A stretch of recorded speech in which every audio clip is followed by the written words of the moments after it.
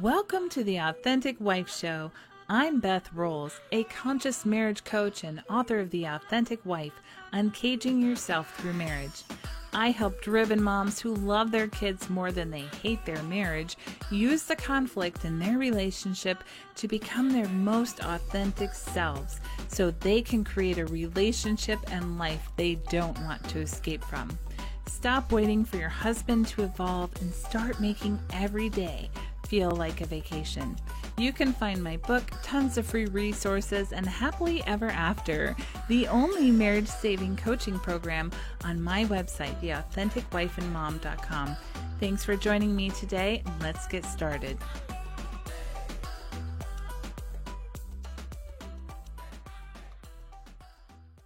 I am so happy to have Michelle here today. Michelle, we met when I was on your podcast. So I think that what you're doing in the world is amazing. You are a lawyer, former lawyer, not wearing the hat so much, but you are such an achiever and it's so cool. Like your website, your podcast, everything is so like professionally done and perfect. And I just love it. Looks like you've been doing this forever. And it could just tell like you're an organized, awesome person. But now you're working with parents, right? You're a motherhood coach. Yeah. How did you end up here? Yeah, it's weird. Quite a transition. And I don't even know if it really makes sense up here, but kind of my story. So I've spent the better part of the last decade as an attorney, as a litigator, so a trial attorney. And then mid-pandemic, like probably a lot of you listening, I just had this like 3 a.m. moment where I kind of sat up in my bed and I'm like, holy moly, like it just kind of hit me that all of the women in my circle, my friend group, my church, like every group of women I'm around had the same story and struggle. And it was just a lot of like, I feel like my marriage is on the rocks. I don't know how to parent through a pandemic and nobody does. So I don't even know where to turn for guidance. I'm burnt out. I'm exhausted. I'm finding that I have no time for myself. I'm just at my wit's end. And I really don't know what it was, but it was just this inner tug pulling me to try to be part of a solution and fill some of that gap. And I had a lot of skills, not many of which transferred to really pouring into women and helping them. So I decided to, as fate would have it, I just listened to a podcast and heard about this master coach certification program that was opening up. I was like, wow, that would be cool because I could really just learn some skills and have some tools in my toolbox to really help empower these women and equip them and, put some science behind like the recommendations that I was giving them. And I heard that podcast on a Thursday and this program actually opened on the following Monday. So like the timing was crazy. It's a 10-month program. And going into it, I was going in just to try to get these tools. And I thought I was coming from a place that I was pretty good. Like, I'm like, I can't think of, or I don't know of, I'm not aware of any capital T traumas. I kind of got my stuff together. I have my family. I have a good marriage. I have all this stuff. I'm just going to go to I want skills. And I go into this program, into this container, and my whole world is just turned upside down. And I just have incredible new awareness about myself and my nervous system and my past and my upbringing and how all of this is coming in and affecting my marriage and my parenting. So it's been an evolution over the past few years. It's been a beautiful journey. It's been a 180. I am still practicing law, so I do get to use some of that. But my passion is really just in helping moms, particularly I coach millennial moms. And it's really just life coaching with a deep understanding of the fact that I'm in it side by side with them on the motherhood journey. I've had coaches before, and I had one coach once, I remember I had small kids, and she was like, how would it feel to have like a 60-minute wind down, like before bed? And I'm like, that sounds amazing. If I told you I could commit to that, like you have no idea what it's like to be a mom of a newborn. That's just not something I can commit to right now, right? So just to be able to be coached, I think, and be led in this journey by someone who's in it with you, just a few steps ahead of you in some ways, is really powerful and empowering. Oh, yeah. I can't even imagine 6 minutes to myself with the newborn. Like that's insane. Wouldn't that be nice? Yes, I would love that. Sign me up for the Right. baby doll baby who just automatically goes to sleep right when I Yes. want them to. That's on my schedule, right? Right? Oh, I Yeah. love that. So, isn't that so true though? The coaching journey seems like it's going to be about skills. And then it's even, I had done a ton of work before I got certified and still in that like coaching is really a powerful, if you know, whoever's listening hasn't experienced it, like it is a very powerful process to be coached. I, I had a client tell me it was 90 times more helpful than therapy. It's just like a bigger transformation somehow. Yeah, it's like magic. I remember doing a video like this is like magic to talk to a coach. It's a whole different thing. So that's very cool that you were able to go through and get not only the tools but your own transformation. That's awesome. Yeah. And I think part of it too, kind of what you're referring to is that in order for us to be effective as coaches, we really do have to embody it. A lot of that's true in parenting too, right? It's like it's hard to ask our clients to do these things if we haven't been through them and embodied them ourselves. Like there's authority or connection that's lost there. So yeah, to live it and do it and then be able to teach and coach through it is a whole different level. Oh yeah. No, people need to have somebody who has been through the same struggle, right? And it's like knows, you know, once you do this, this is going to happen. And here's what I did. You know, even sharing some of those stories sometimes are helpful. Embodiment is so important. I think that a lot of people who begin the work get it cognitively, they get it up here, they think about it, but they don't really do it. Has that been your experience? Like what does it mean to really embody what we've learned? Yeah. So, I mean, the way I like to think about it, a couple ways. The first one is that it's kind of that tip of the iceberg metaphor, right? We've all seen a picture. It's like the tip of the iceberg is what we see above water. And you're right. That's like what's going on all up here in our brain. Like we can understand all the concepts, we can learn it, we can read the books and listen to the podcast and do all these things. But to actually be able to embody it and do it is everything that's under the water, the huge part of the iceberg that's under there. And that's our body. And that's why a lot of times people do traditional talk therapy. Like we were talking you and yesterday when we were recording for my podcast. It's like, I don't want my clients to have to coach with me for 6 years. Like the point is I want them to be able to embody these practices and learn and grow and then be able to carry them out on their own. Right. And a lot of times with traditional talk therapy, that's what's missing. It's like, you know, the practice of somatics, and that's that mind-body connection work that I do. I mean, the word soma in Greek is just the wholeness of the body. So if we're just doing coaching or teaching or even parenting really just in the head, which gets messy with us, right? Like the head can trick us so quickly and we could spiral in this anxiety and the overwhelm and all this stuff that the head allows us to do. But when we really tune into the body and everything that's going on and all the wisdom that our body holds from the neck down and have both work together, man, that's where the power comes. Like I can read a book about how to beat Serena Williams in tennis or something and understand like a forehand and a backhand and all of her weaknesses maybe, but a completely different thing to throw me on the court and expect my body to be able to do that. Like this is a practice. So another thing I like to think of when I think about somatics and the mind-body connection too, is that think of our bodies as like the little kiddie pool that you have in your backyard, like the kind that's like filled up with a hose. Right. Yeah. And that's our bodies, right? And it's a small little pool in our backyard. And then imagine that pool is just filled with a bunch of beach balls. And each one of those beach balls, it's our life experiences. It's, you know, big T, little t trauma. It's things that have happened since childhood in our lives, right? It's someone said something to us, someone did something to us, the way our body reacts to something, and another ball gets thrown in and thrown in and thrown in. And then we get married and whoa, you know, someone just like dumps in a whole bag of balls into our pool. Or we have a child and a ton more life, right? Just comes into our pool. And if we don't do any somatic work, that pool being our body, to grow the pool, our body, then all of those balls come in one. We can't even move or operate because we're so inundated with life that that's really hard to learn and see and then figure out which of these what balls do I have in here, first of all? Right. And then second of all, which ones are serving me and I'm allowing to stay in here? Or which ones do I need to heal and grow through and process and release so that I'm able to move around in this pool with a number of balls that are serving me? And the only way we grow that pool is by growing our somatic bodies, and it's through somatic work. And then once we grow the pool, then we have space to go from ball to ball and decide, am I keeping this? Is it serving me? Or is this something I need to heal and grow through and release because it's no longer serving me? But we can't even begin that analysis until we have the somatic awareness and the somatic body to do it. I've never heard that metaphor before. I love that. Yeah. Like I could just picture somebody drowning. Yeah, right. Beach balls. Like, help. Well, Yeah. that.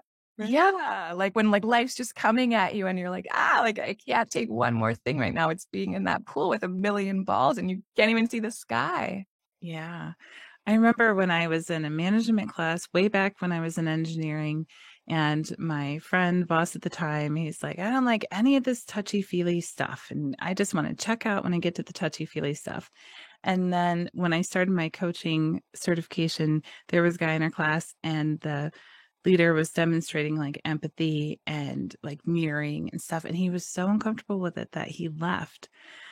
What do you think holds people back from going into their body? Like, are there beliefs there? Like, what is it that feels shameful about understanding emotions and where we've been and where we're going? And what does that prevent us from doing, you know? So I think our beliefs are a huge part of it, right? And it's just the paradigms that we have around emotions. I remember before I really started this journey through coaching and all these things that I had pride maybe in the fact, or I was proud of the fact that I was like, oh, I'm not like one of those emotional women. Like I don't really cry. I didn't even realize like, whoa, that's really messed up. Like that is a normal, acceptable response to certain stimuli. That's how my body is wired. And the fact that I don't do those things is not the natural, strong, tough, good, quote unquote, way to be going through this journey of life. And I think a lot of people think that, right? So I think that's probably the first thing. And then I think the second thing is that we're just not taught, educated, conditioned to understand the power that our body holds, the freedom that our body holds, even the energy that our body holds. And a lot of times if I, come across clients who are hesitant to do, let's say, anger work, and they're like, no, it's like super uncomfortable. I mean, these patterns run deep, and that's part of another thing, right? We've been patterned to do things in a certain way for decades, probably. So to change that pattern, our brain is wired to keep us safe. Anything new feels unsafe. So to do something like that, it's so easy for our body to want to stay in its old shape and its old pattern and to resist anything that's new and scary. But like I was saying with the anger, what I tried to get across to my clients is that it's in there, right? You can deny it. You can not want to do the work with it, but regardless, it's in there, right? As human beings, we're in and out beings. The air we breathe in, it comes out. The food we breathe in, food we take in, it comes out. The liquids we drink, they come out. Everything comes in and out. And the same is true with our emotions. So when that anger is coming in, if you don't have a practice in place to release it in a healthy, safe way, whether that includes somatic work or some other modality to move that through your body, it's in there and it's going to affect you. So why not give it a shot? Right? Why not give it a shot? And we'll take it slow and we'll create a container that feels safe, because no progress is going to be made until your body, your nervous system, not just your mind, but your nervous system feels safe. And then let's give it a shot and see what happens.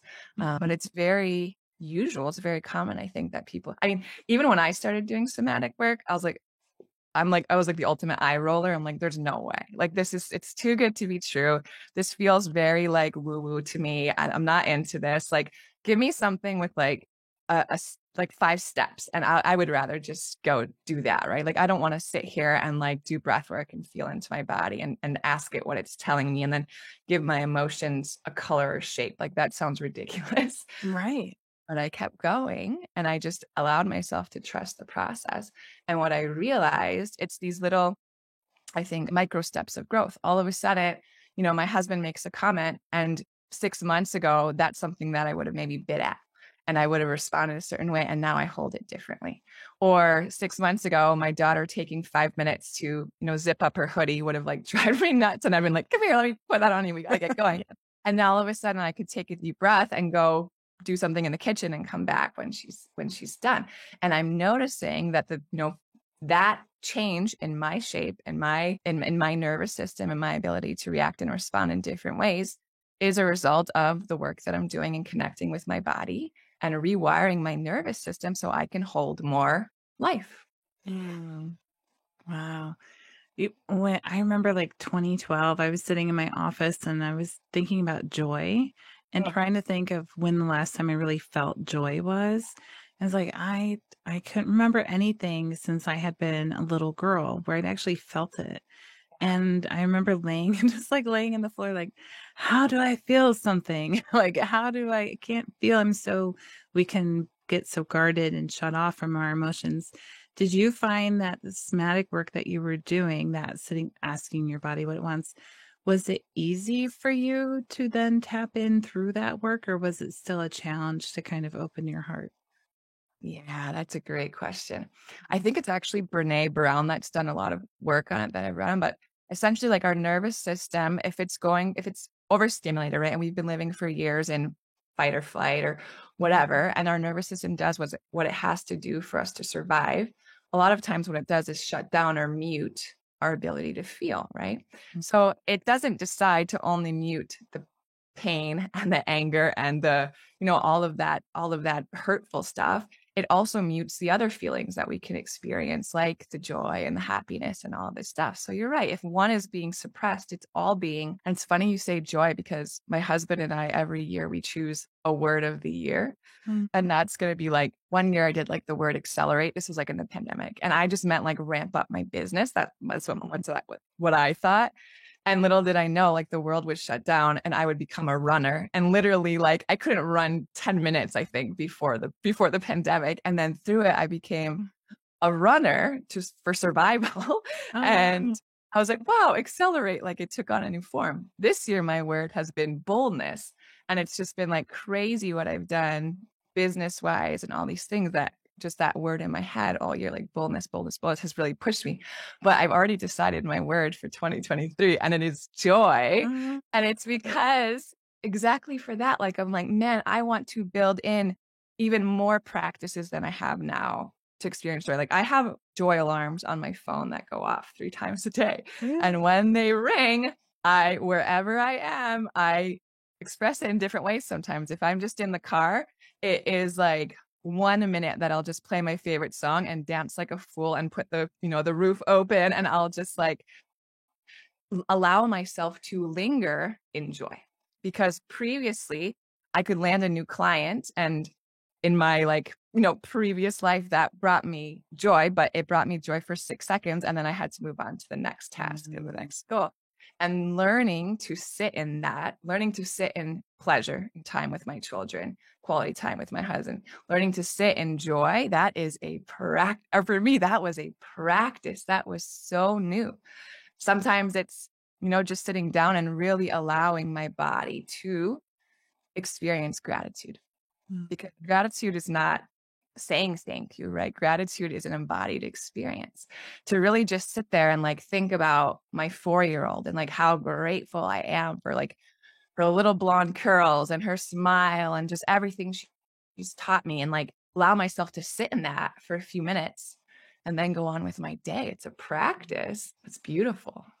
I am going to steal that. Joy alarms. As you know, we talk about energetic coherence in the 3rd month of my program. That's exactly what is that shift, that taking the time to move up into joy or happiness. I love that. So smart. And those are just patterns, right? Like it's a new pattern that we're creating, a new way that we want our brain to function, a little path that we want those neurons to travel. And I want mine to go and know how to go to joy. And you're absolutely right about gratitude being an embodied experience. And it's one of the most beautiful things I feel like we can embody. It's such an instant shifter. I don't know how many times where I start to feel depressed or low, and all I focus on is gratitude for a minute. And it's like, oh yeah, things not so bad. Like life is Yeah, still good. I just wasn't focusing on the good. Uh, sure. did you couple your practice of somatics with meditation? Did you do like mindfulness work as Yeah, well? Okay. that's a huge part of it. So meditation, body scanning, Mhm. breath work, just anything that allows you to quiet your mind and just tune into your body for a moment is really how any somatic work is going to start. Because until we're in tune or able to notice like everything around us, right? Wow, I can feel, the air conditioning blowing on my neck. I can feel my legs sitting on this chair and my feet touching the ground.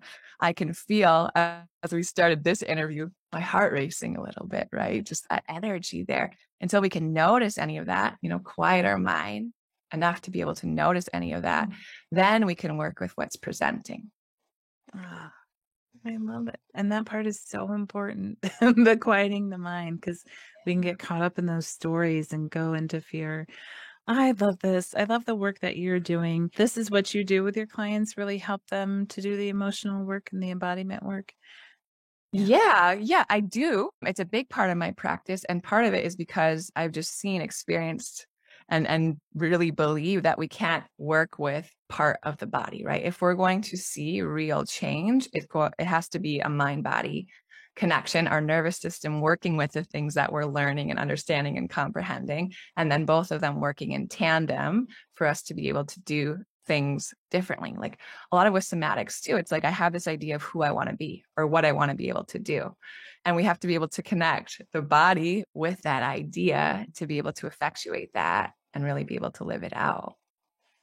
Do you find that like figuring out who we want to be Mm. and connecting our body to it, is that something that helped you? Because I know you're an Enneagram 3, you're an achiever. Was there some idea of success in your mind that has changed as you've done this work? Like when you actually sit down and think about who you want to be, did that give you like some freedom to not do so much and and accomplish so much?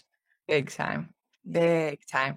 I mean, I hadn't even understood the fact that I was a human being and not a human doing before I started this work, right? And the more I actually learned about myself and the more I grew to love myself on a deeper level and see how we talked about personality patterns a little bit yesterday, but how my personality pattern, which was showing up as the rigid pattern, was actually I thought that was just how I was, right? Like Mhm. I do things, I show up, I am my work. Like you give me something to do, I'm the overachiever. You can count on me. I'm going to get the other people involved. I'm such a great encourager, and I love that team aspect. That a lot of those traits were actually things that I'd picked up as survival mechanisms Yeah. through my growth. So just learning and understanding that and being able to change my paradigm around what I need to do to be loved, which is exist. That's it, right? There's nothing else that I need to do to be loved. I need to exist, and really allowing myself to remove a lot of that pressure that was self-placed and self-inflicted through years of, society and family and schooling and all of the things of life has opened up so much freedom and changed my whole pace and also truly impacted my parenting, I think. Oh, yeah. Yeah, to be able to not put that onto our kids and know I know when I was learning child development and about the different stages and chakras and all that stuff, and I'm like, oh my God, I gotta really get it together for 4 through 7, or they're gonna be like this. Like just to be aware that just those little messages we can send our children are can be devastating. So you mentioned being the rigid personality type, and I know you know a lot about personality types. I think you even have a quiz on your website, right? Can I, you tell me a little bit more about those? Because I've heard of these as like character structures before, but I think you have a very cool take on them. yeah, so they're actually one of my favorite things. When you find these things that are kind of nerdy, but they like for some reason they light you up so much. Like this is mine. I could talk about personality patterns till the cows come home. But there's 5 different personality patterns. Okay, Pat. And they're different from like, we're talking about the Enneagram or Myers-Briggs or another personality test you would take, because those kind of place you into a type. I am a 3 on the Enneagram, but with the personality patterns, they're not actually types, but they are defense patterns that we drop into when our nervous system is feeling overwhelmed or stressed. So subconsciously, this is just what our nervous system has known and is able to resort to when it's feeling stressed. So sometimes that pattern is running the show, oftentimes probably, and we're not even aware of it because we've been doing it almost our whole life. So the 5 patterns, the first pattern is the leaving pattern. And that you might notice that you tend to fall into this pattern. If you're someone, when you feel stressed or overwhelmed, your inclination right away is to just dip out. I'm going to leave. I got to get away. Like that voice starts coming up, like, I got to get out. I got to get away. I got to get away. Then you probably tend to fall into the leaving pattern when your system's overwhelmed. And then the next pattern is the merging pattern. And you might notice you have this pattern. If when you're feeling overwhelmed and stressed out, you tend to all of a sudden shift all of your energy into how you can help and serve others or what they can do for you, right? And that's the merging part. It's that like, I'll only get my fulfillment or my needs met through others. I'm not able to do that for myself. Another pattern is the enduring pattern. So that pattern, you might notice that that's your pattern when you're getting overwhelmed or stressed. If you just tend to like, you feel stressed and you hunker down and you just endure and make it through. You want to fly under the radar and just like not be seen and hold out until it ends. And then there's an aggressive pattern. If you get overwhelmed or stressed and you notice that all your energy is going out to others, but it's a lot of blame or control or aggression, anger being expressed outwardly, then you probably tend to run the aggressive pattern. And then the last pattern is the rigid pattern. And that's the one that I would notice that I would fall into. The first 4 patterns typically result from some sort of trauma really early in life. For the leaving pattern, it could even be in utero or during childbirth. A lot of people that run that pattern have experienced some sort of traumatic childbirth. They'll go back and talk to their mom and either she experienced something when she was pregnant or their birth had to be like an emergency C-section or something like that. And your spirit just never really felt comfortable or welcome in the body. And that's why you tend to want to get away when you're feeling stressed. But the pattern the rigid pattern, and I catch myself now because I have an awareness, but the minute I start to feel stressed or overwhelmed, and life as a mom, wife, attorney, coach, like it just happens. And I'll catch when I start to slip back into it. And my survival pattern is just to look to the rules and order and what everyone else is saying needs to be done instead of ever connecting with my own intuition, self-referencing when I make decisions. All of that was something really new for me. So the mind-body connection, somatic work, breath work, embodying joy, embodying gratitude, all of that pushes against my pattern and helps to heal all of that, the rigidity of that pattern, and really allow me to truly live, authentically and who I am without the survival pattern running the show. Wow. Thank you for sharing all those.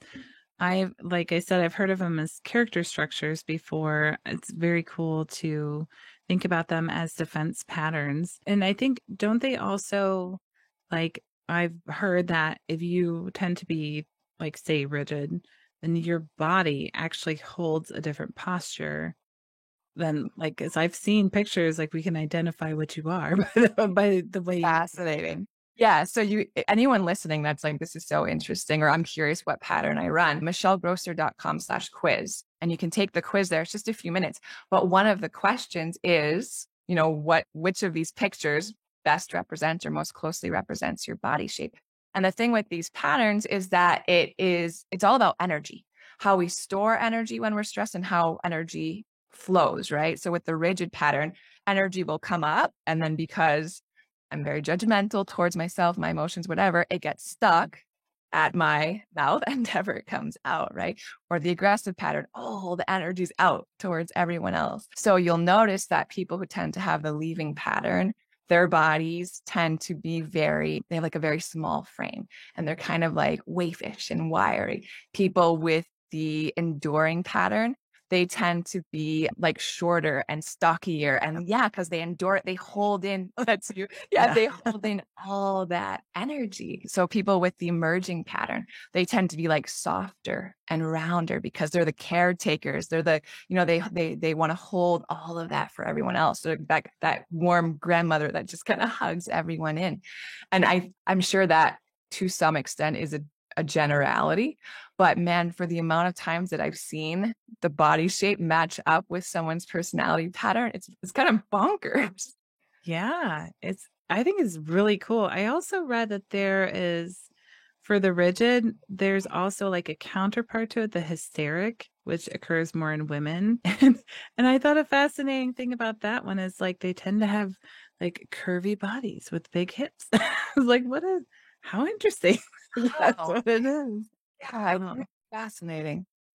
Very cool. Because I think that once you, even knowing that, and then knowing how important it is to recognize that that's your pattern, that you've got like all those beach balls in the pool. You need to go do the somatics work. You need to go address those repressed emotions, right? Because then you can actually make changes. You said that as the rigid, like your mode of survival is rules and what is everybody else doing and not relying on your intuition. What has helped you reconnect to that intuition, or at least like let go of this need to have other people tell you like this is exactly what to do or this is how you fix it? Because as parents, I think we're so tempted to go to what does the child development guide say, like what does the expert say, instead of what do I feel my child needs right now. How did you reconnect to that? I think the first step, and maybe even the biggest step, is probably just awareness. And I think before I wasn't even aware that I was doing these things or my pattern or how disconnected I was from my body and my intuition. So once I gained that awareness, I was able to just pause, right, and check in. Without that awareness, if you can't intervene in a world you can't see, you can't change something you're not aware of. So once you have that awareness, once I had that awareness, just pausing, and then it really is just a practice that I have been doing and I'm still doing. It's a journey of just really getting in touch with my body, learning to trust my body, learning to understand how it's communicating with me. It's always communicating with me, right? My shoulders hurting for a minute, feeling something in my back, my heart starts racing, sweaty palms, my leg is jittery at the dinner table. It's communicating with me all the time. And when we're stuck in a Western 21st century mom, wife, boss mom, whatever world, we don't have time to notice any of that or deal with it, or we don't even understand what it is that's going on, right? We just ignore it. So awareness, and then really growing and understanding, working with coaches, understanding the practice of like learning how my body communicates with me, and then how my body best likes to release that energy so I can grow my pool and just hold more life and operate from that calm, grounded, centered place, which is really, I think, how all of us want to be able to operate. Yeah. Yeah.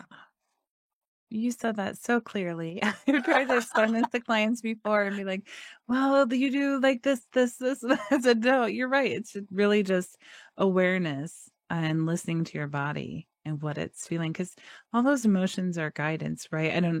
Is that how you teach about emotions and help people understand what they want? Is there guidance to what we're... I think to a certain extent, their guidance, certainly how they express somatically, is guidance, right? So the things that we would feel or notice or sense, that's guidance. But emotions are also very normal, very expected responses, nervous system responses to what's going on around us. Like it's a very expected response that when X happens, my body will feel Y. And so many times just giving my clients that permission that this is normal and you're not doing anything wrong and you're not weak, you're not missing the point, you're not a bad mom, you're not a bad wife. Like when someone says this and your body responds like that, that's totally normal and expected. Like that's okay.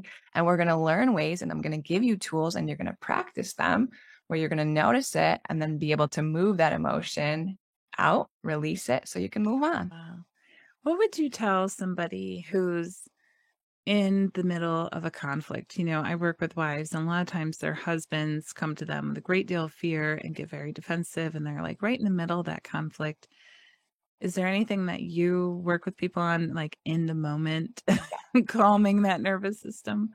Yeah. So the first thing is exactly that. nothing good is going to happen until you're regulated, right? Because literally that learning part of your brain that is allowing yourself to see something from someone else's perspective or think of options and ideas for resolving conflict is just shut down, right? And that reptilian Hulk mode is on, and nothing good is going to come from that because you're just simply reacting and there's no response. So what I coach my clients to say, catch yourself. That's the first thing, right? Catch yourself. I know I'm agitated. And we talk about being in a green light, yellow light, or red light zone of regulation, right? So if you're climbing into that yellow, or you know you're about to go to red, and again, it's awareness, and a lot of that is somatic cues. So when I start to become dysregulated, what are the things that my body does? Oh, I notice this tightness in my throat. Oh, I notice that my hands will tense, or whatever it is for you, right? It's noticing that, catching yourself, and then in the heat of the moment, looking at your partner. Hey, so it's me and Jeff. Jeff, I love you. I love myself. I'm going to take 20 minutes and we'll come back and talk about this. And I think that's a beautiful way to just put a pause there. And then we'll separate. And again, like all of this stuff, this is a practice and a journey, and it takes time. We're much better at doing that now than we were 7 years ago, but it's been a beautiful journey. And now we both have practices in our pocket to regulate. Jeff loves to walk. He'll just go walk around the neighborhood and come back. And his whole, persona, energy, everything is different. I noticed that my body really calms well with breath work, maybe tapping, just like being with my kids sometimes, calling a best friend, jumping, taking a hot shower. You can try all of these different practices and then try them otherwise, not in the moment, right? But you can try them at other times when you're feeling agitated, when you're driving, right? Today, I'm going to try this that my coach said might help me, until you have 3 or 4 in your back pocket that are your go-tos. And the point with these regulation resources is that they should be quick. 30 seconds, right? 1 minute. You should be able to get your nervous system from a red light back to a green light where you can operate and think. And then another part of that too is if that's something that's coming up often, where with your partner or just in life, you find yourself moving from a green light to a red light fairly quickly. That happens to a lot of us, right? Like, man, I can just turn on so quick and become dysregulated so quick. Is really a practice of growing that window of tolerance, growing what you're able to hold in your pool, how many beach balls you're able to hold in your pool without getting dysregulated.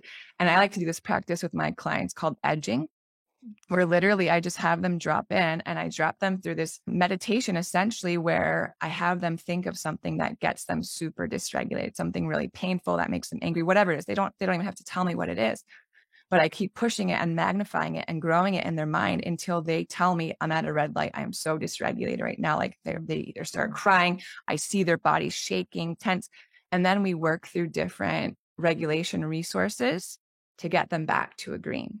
And what that does is twofold. One, it grows that window of tolerance. They push themselves to the edge and then come back. And every time they do that, their edges expand. They can hold more.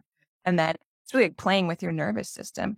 And then second, they start to learn what kind of things bring them from red to green. So they can start practicing and getting comfortable with those, the practice of them, and then also their nervous system.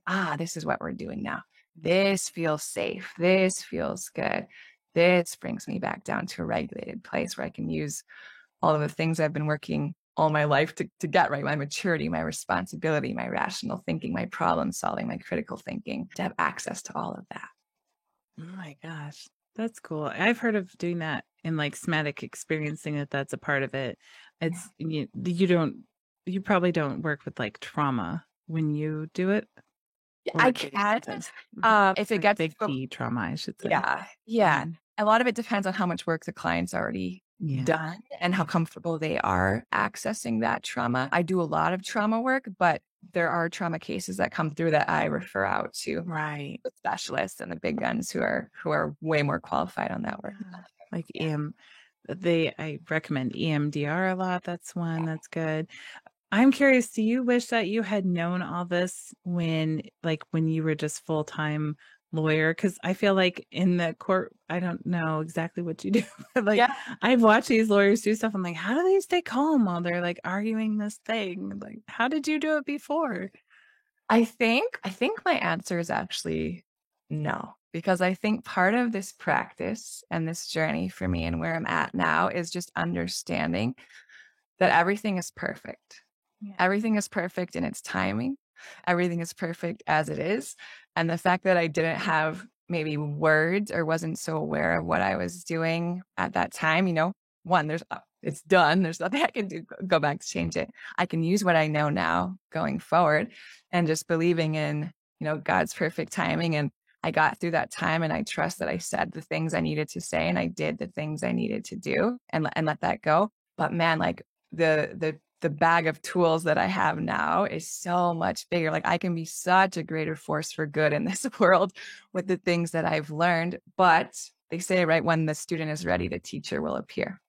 And I probably was not ready 7-8 years ago to do the work that I've been doing. So now I am. Now I know. Now I, know more, know better, do better, right? So now that I know better, I can do better. Parenting, my marriage, my friendships with my parents, my siblings, in my workplace. But it's all gotten me here as it was.